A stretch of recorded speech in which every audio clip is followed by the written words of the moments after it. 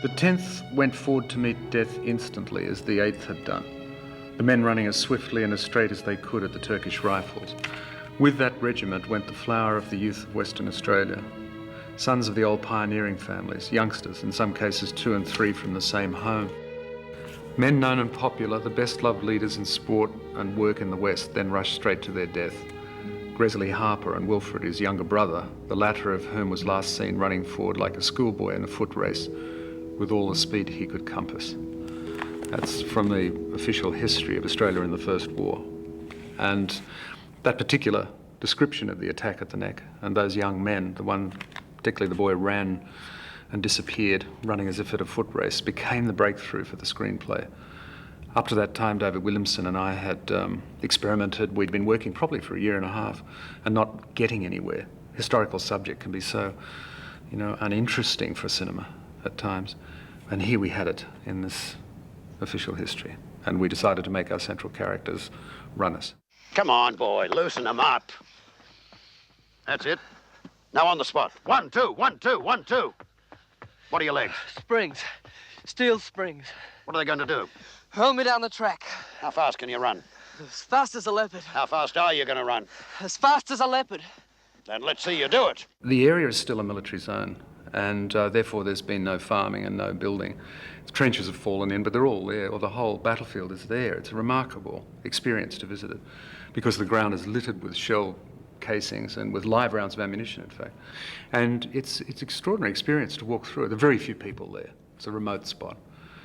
And I was the only person there the 2 or 3 days I wandered about, with book in hand, following the battlefield and the various actions which were all over the place. I swam in Anzac Cove, beautiful day, and I went underwater.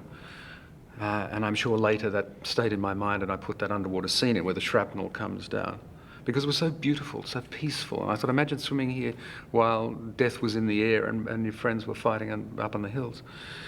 Souvenirs everywhere that the soldiers had dropped, can openers. I remember a boot that the sun had shrunk down to the size of a child's shoe. And this Eno's fruit salt bottle that I picked up. And so I put it in the movie, in a little scene. So you see a shot of Mel Gibson looking at the parcel from home, and he says, "My God, someone even sent me an Eno's fruit salts." But to think of Mel then and Mel now is very difficult, because he was a lad, he was a boy, and full of beans, and really with no sort of grand career ambitions. Otherwise, of course, he wouldn't have been the same man. He was just a working actor, and but a pleasure to work with, and the camera loved him. The English murdered your own grandfather, hung him with his own belt at the crossroads 5 miles from Dublin. Look, Dad, I am not going to fight for the British Empire. I'm going to keep my head down. Learn a trick or two and come back an officer. He'd done Mad Max, and that's where I first saw him, in fact, at a preview at the State Theatre. And, if you could recognise a star, there he was to be seen in George Miller's film. He was the real thing. So I walked out of the theatre terribly excited, because I had the Gallipoli story well underway and thought he would be wonderful as Frank. And luckily he thought the same thing. When are they going? Right about now.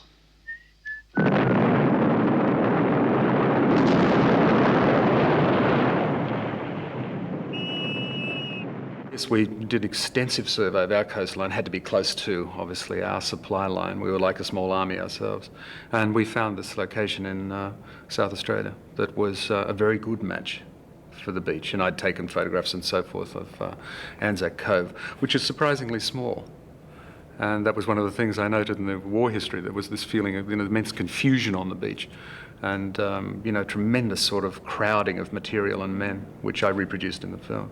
We were mostly outside, as you see as you watch the film, in very, very bouncy locations, whether the Salt Lake in Australia they cross, or out in the sand dunes of Cairo, and in Cairo itself, the outskirts.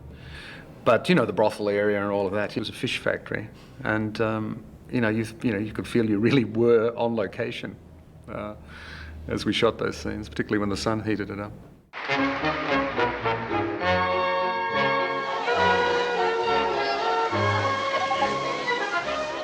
I wanted a ball scene. I decided I needed one while we were shooting, you know, to just sort of give us a relief from the military scenes and to show something of the life of that period outside of the military life. So the big ball in Cairo was written in, and Pat Lovell, the producer, had to work hard to get the money. It was a very tight budget, as you say. And in a way, I swapped a scene. When the men land at night on Gallipoli, there was a scene where a very expensive scene where they came down the sides of destroyers, and we had the mothball fleet in Sydney Harbour. We were going to shoot there. So I said, I can do without that, you know, if I can have the ball scene. And I'll have the men rowing ashore through a mist, you know, which turned out to anyway be a better idea.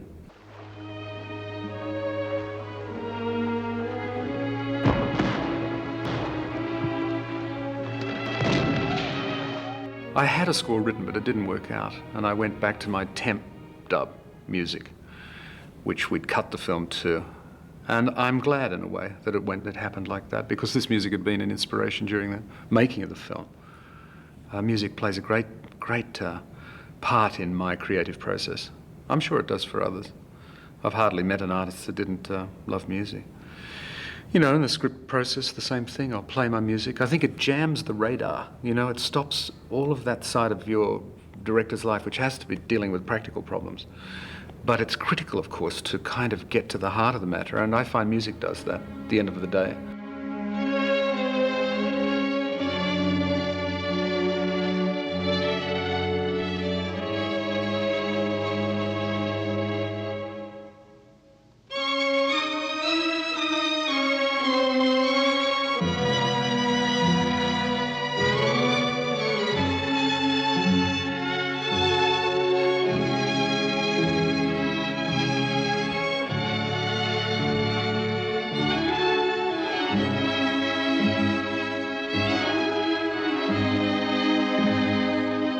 We fought in the First World War at Gallipoli.